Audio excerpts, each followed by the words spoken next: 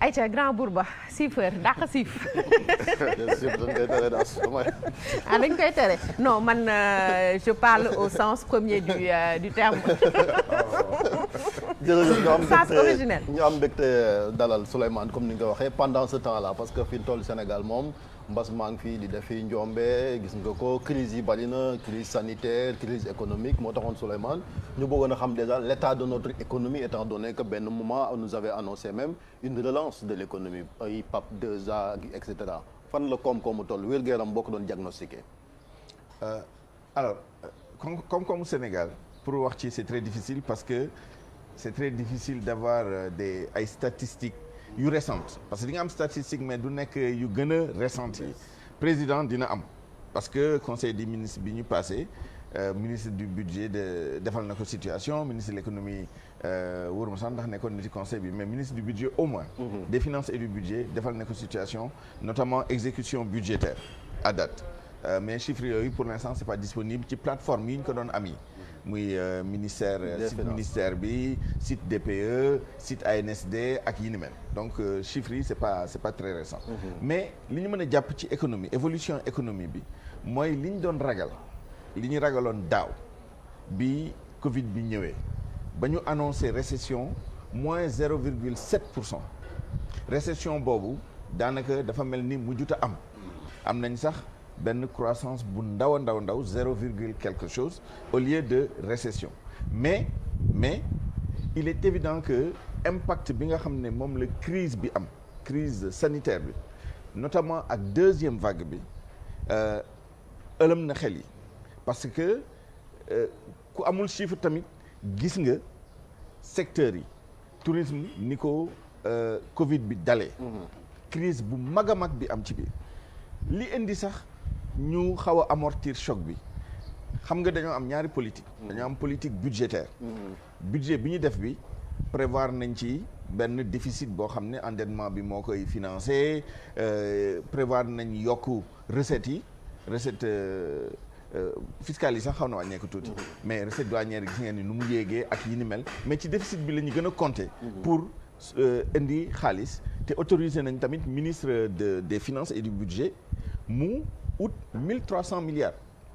ay pré-projet pré-programme endettement à travers les obligations les bons du trésor et cetera 1300 milliards loolu bokk na ci beneen pan bi moom mooy politique monétaire xam nga ñun nag suñu politique monétaire moomuñu ko yoruñu ko BCEAO moo ko yore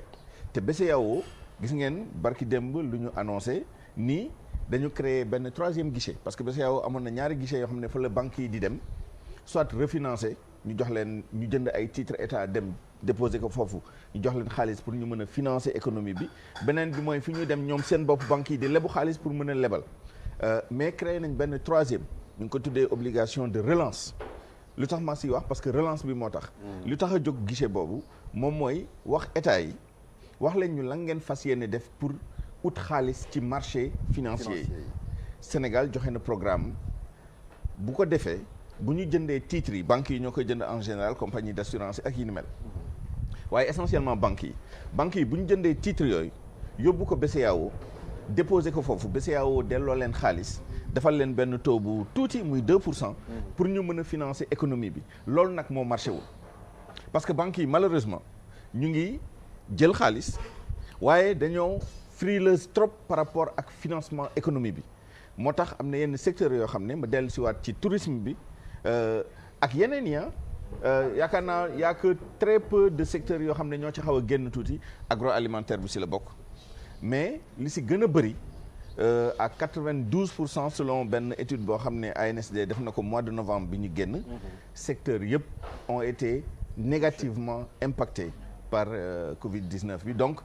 pour répondre à la question effectivement tane na li ñu ragaloon daaw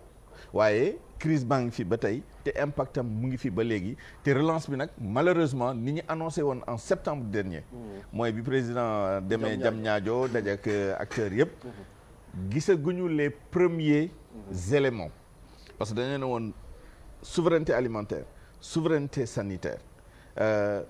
appuyé wu sur ay numérique industrialisation ak yi ni mel te loolu gisaguñu investissement yu am doole. est-ce que deuxième vague bi brisé wul élan boobu.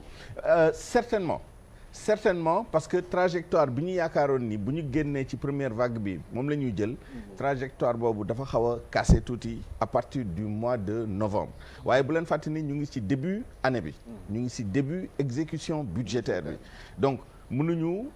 yaakaar tamit ni dañuy toog rek gis ay hôpitaux di génn nii wala ay de grands investissements di génn fu mu nekk nii ñu ngi ci phase utum alal bi te barki démb annoncé nañ 82 milliards yoo xam ne Sénégal yëkkati na ko ci marché financier yi ci ay taux yoo xam ne ñoom yaakaar nañ ne ay taux yu baax la ba moins de 6% ci échéance 7 ans yi ak yi ni mel donc il faut ñu xaar tuuti 3 mois 4 mois ba egg ci milieu année bi pour xool ndax plan accéléré et ajusté bi ndax liñ ci wax li yëpp ñu ngi koy def ci délai yi ñu waxoon yi mais ragal naa ni ak deuxième vague bi ak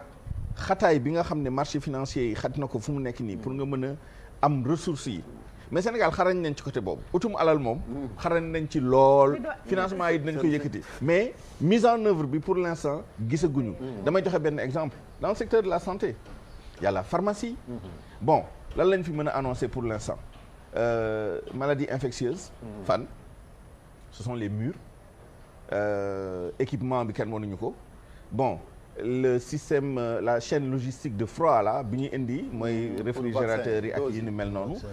pour l'instant loolu la ñu gisagum mais ba tey c'est une avancée mais yeneen yi nga xam ne ñu ngi koy xaar vraiment industrialisation bi il compte beaucoup sur les agropoles loolu tamit ñu ngi xaar xam naa ni am na ay action yoo xam ne ñu ngi koy def sur le terrain mais njeexital bi duñ ko gisagum léegi peut-être fii ak milieu de l'année fin de l'année nañ koy gis. Souleymane est-ce que jàppewoo comme paradoxe li nga ni maanaam secteur yëpp dañu impacté et on se retrouve avec des recettes douanières yoo xam ni dafa jéggi dayoo ba waa douane di ci bàkku est-ce que loolu du paradoxe. man gisee wuñ ko paradoxe parce que xam nga ñaar moo am soit da ngay am ay recettes douanières parce que ce commerce extérieur dafa développé dafa yokku ak yi ni mel wa illa dafa amoon ay sooxe yu nekkoon ci collecte recettes douanières yi ñu amélioré ko loolu tam mën na nekk créer ay postes yu bees renforcer surveillance bi améliorer optimiser système yi notamment avec l'informatique yooyu yëpp mu ngi ciy am mais bu leen fàtte ni en même temps que dëkk bi mu ngi doon am ay problèmes investissement yu mag yi nga xam ne ñu ngi fi woon déjà autopont yi autoroute yi TER bi et cetera nit ñaa ngi importer boo xoolee les statistiques de l'ANSD importation bi day yéeg on a eu plus 38% des importations derniers chiffres yi c'était le mois de janvier ou le mois de décembre plus 38% des importations évidemment am na ci importation yoo xam ne dañ koy exonérer les pétroliers en général duñu fay mais am na ay investissements yu mag yoo xam ne c'est en cours te bu ñu importer dañu fay ce qui fait que effectivement ça peut s'admettre yaakaar naa c'est l'effet conjugué de l'optimisation de la collecte des recettes douanières douane ci boppam liggéey bu muy def bi gën ko xarañal à travers des systèmes exactement sans compter que importation yi ñu ngi gën a bëri lii nga xam ne mooy parce que demande intérieure bi aussi mu ngi gën a bëri état bi mu ngi def ay investissement à l'interne yu nécessité ñu importer ay affaires yoo xam ne parfois dañ ciy fay ay douane donc c'est pas si paradoxal que ça maintenant xëj na lii nit ñi mën a wax moom mooy est-ce que recettes yi bëriwul trop et cetera loolu beneen débat la mais y a pas de paradoxe dans l'affaire. man ponk bi nga xam ne bëgg naa si ñëw mooy investissement yooyu ñu ngi naan ñu ngi investir mais kañ lay egg ci le Sénégalais lambda su ma nee Sénégalais lambda nag waxuma ñu yor ONG yi maanaam ñi nga xam ne ñoom ñoo nekk entre guillemets à la base en fait dégg nañu taximaan yi ñuy jooy couvre-feu bi am na loo xamante ni si jur na ko yàq na ci lu bëri liggéey investissement yooyu nga xam ne dañ koy def en amont kañ lay am impact en aval c'est le sommet maintenant il y a la base qui attend te jafe-jafe yi mu ngi fi. alors man ci sama dégg-dégg investissement yi état bi def actuellement ce sont des investissements structurants donc par définition amul vocation dans l'immédiat am njeexital ci dundini nit ñi au plan monétaire parce que lan la defar ay infrastructure pour économie bi gën a dox donc c'est secondairement lay am njeexital moom mooy recrutement yi ñuy recruter bu nekkee économie bi gën na naat salaire yi ñuy fay et cetera état bi investissement sociaux yi muy def yi parce que loolu beneen pàcc la moom mooy les filets sociaux les bourses familiales moom mooy genre intervention. fi may waxee mooy comment l'État compte-t-il investir autrement pour ñeneen ñi. oui non Sénégalais yi dañoo sonn est-ce que seeni jafe-jafe dina jeex ci lu dul yàgg dara. non jafe-jafe yi jeex moom bu jeexee mooy àdduna tukki na. ñun ñëpp ñu dem barza. non mais c'est vrai c'est très important. sàngana yi couvre-feu bi jaayatuñu c'est très important. voilà effectivement y a certainement ay jéego yoo xam ne war nañ ko def. pour mu am plus de travail xam nga nag état normalement. liggéeyam moom mooy aménager système bi pour que entreprise yi mën a créer emploi loolu bu ñu ko fàttee c'est-à-dire même li ñuy def nii ay intervention directe di jox dafa mënta ñàkk parce que dafa am ñoo xam ne même boo aménager woon tey économie bi environnement des affaires yi amuñu chance sax mën a am liggéey lu ko tax boo jàngul bu nekkee nii capital bu minimum bi nga war a am pour mën a exploiter les opportunités yi nga xam ne moom la ñu créer bu boobaa doo ko mën a exploiter ñooñu dafa laaj beneen xeetu ndimbal femme de ménage boo xam ne dafa nekk këram jàngul amul benn ressource yore ay doomam xam nga kooku boo koy dimbali doo ko dimbalee ay investissement structurant da ngay wut koppar boo xam ne da nga ko koy jox soit mu mën a am benn micro entreprise bu mu def wa illa nga koy dimbali tous les jours muy dundal njabootam ak yi ni mel maintenant pour le reste ñun suñu classe bi nii les travailleurs ak yi ni mel ñaar moo am benn bi da ngay fexe bu ñu amee ay revenus suñu pouvoir d'achat mën a continuer di yokku c'est-à-dire ça ne sert à rien ngay fay nit ñi 1 million de francs par mois bu nekkee ni 1 million bi mënul jënd saaku ceeb foofu ngay dimbalee nit ñi beneen bi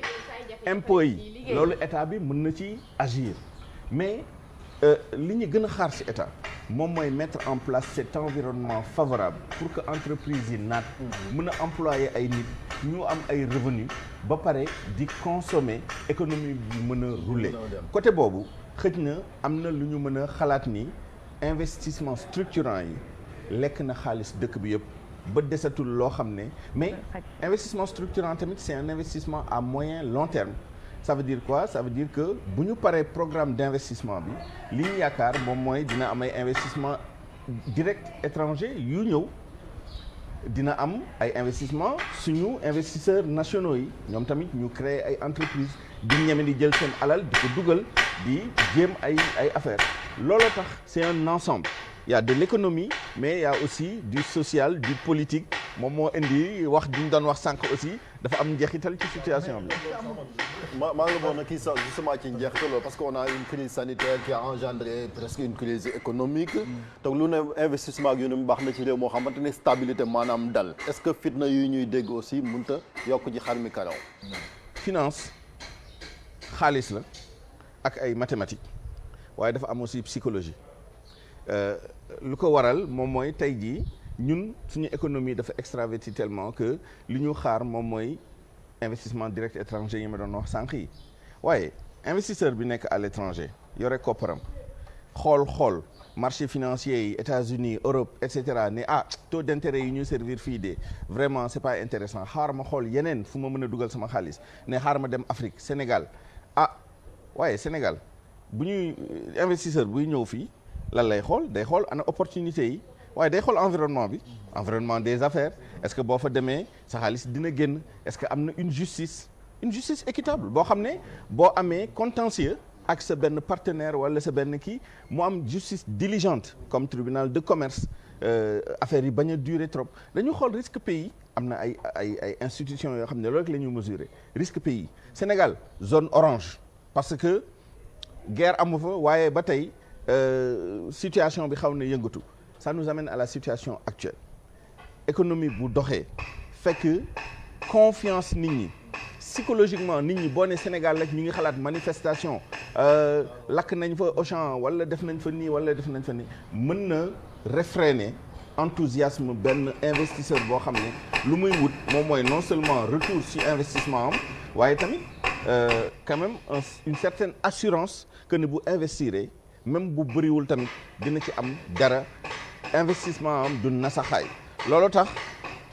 psychologie bi aussi daf ci am importance malheureusement de temps en temps dañu am ay situation lu ko gën a bëri ay avant élection mais de temps en temps aussi ñu am des situations comme affaire Sonko bi